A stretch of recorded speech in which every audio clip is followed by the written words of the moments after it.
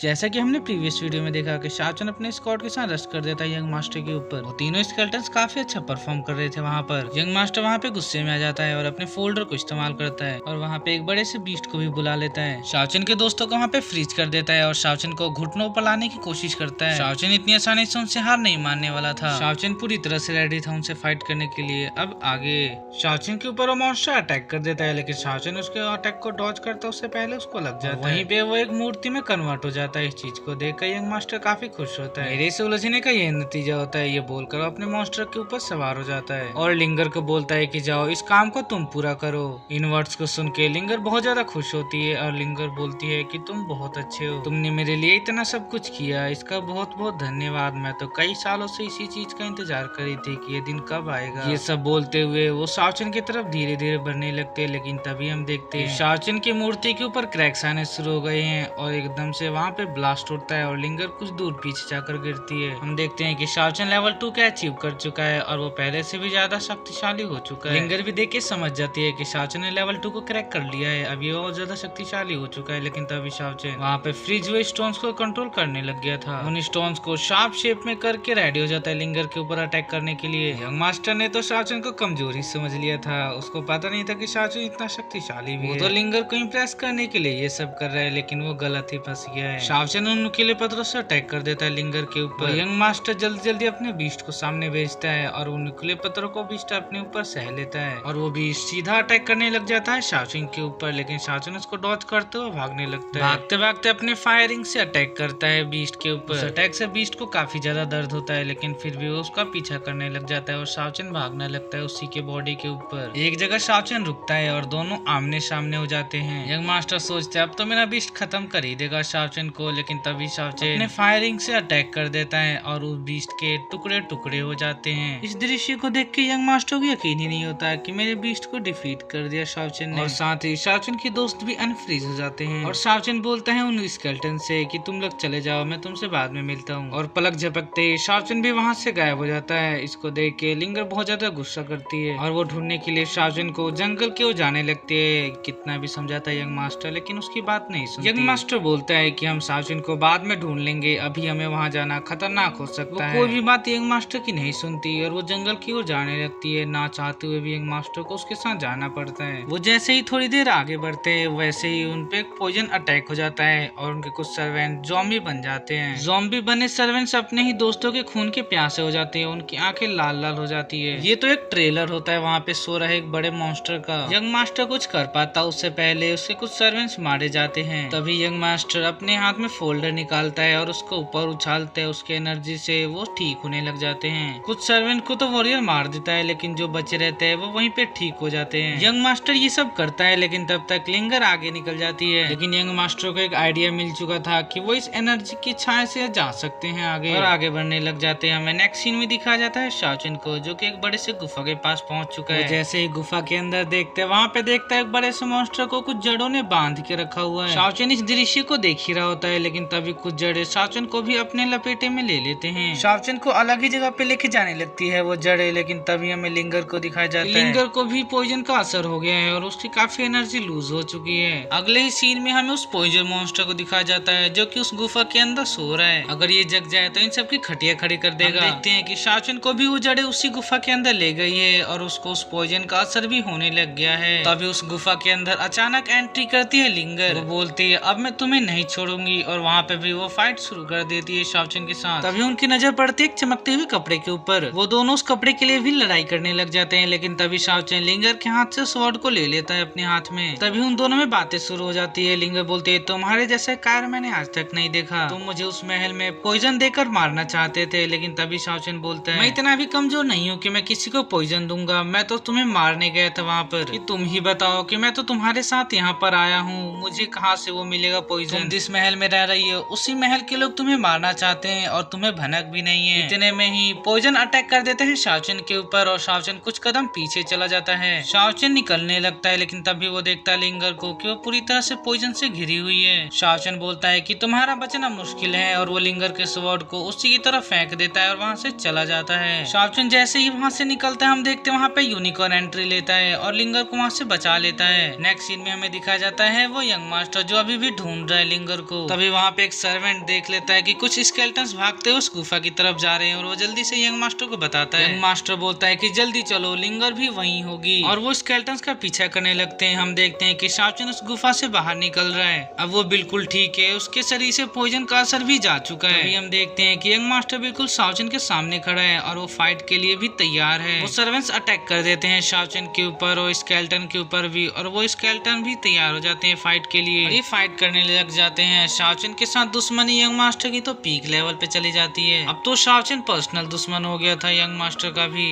अंत में निष्कर्ष ये निकल के आता है कि शाओचन और उसके स्केलेटन्स के अच्छे प्रयास के कारण उनके सारे सर्वेंट मारे जा चुके हैं। अब यंग मास्टर अकेला बच चुका है और वो बोलने लग गया शाओचन से कि तुम मुझे मत मारो, छोड़ दो, मैं तो लिंगर किसी मदद कर रहा था, मेरा तो तुम्हारे साथ कोई बैर नहीं है। ये सब बोलते बोलते यंग मास्टर नीचे गिरने लग जाता है और उसके बाद वो अपने फोल्डर को यूज करके हवा में उड़ने लग जाता है। शाओचन से बोलता है कि अभी मैं जा रहा हूँ, लेकिन जल्द ही मैं अपनी बड़ी फौज के साथ आऊंगा और तुम्हें मार गिराऊंगा। तभी शाओचन बोलता है कि मैं तुम्हें इतनी आसानी से नहीं जाने दूंगा और अपने रिंग फायर से अटैक करता है यंग मास्टर के ऊपर। यंग मास्टर सारे रिंग फायर को डॉज कर देता है, लेकिन तभी एक उड़ता हुआ आता है और उसके हाथ पे लगता है। उसका हाथ भी कट जाता है और वो तेजी से नीचे गिरने लग जाता है। और हम देखते हैं कि यंग मास्टर का चैप्टर यहीं पे क्लोज हो जाता है। उतनी ऊंचाई से गिरने के बाद वो बच नहीं पाता और इस एपिसोड का यहीं पे एंडिंग हो जाता है। अभी तक आपने इस चैनल को सब्सक्राइब नहीं किया तो चैनल को सब्सक्राइब और वीडियो को लाइक कर देना। जल्द ही इस चैनल पे नए डोंगा देखने को मिल जाएगा। अभी मैं थोड़ा बिजी चल रहा हूँ, इसलिए वीडियो आने में देरी हो रही है, और आने वाले समय में आपको डेली एक एक वीडियो देखने को मिल जाएगा। तो इस चैनल को सब्सक्राइब और वीडियो को लाइक कर दो। चलो मिलते हैं नेक्स्ट वीडियो में। सभी को राधे राधे। चैनल को सब्सक्राइब करते जाना।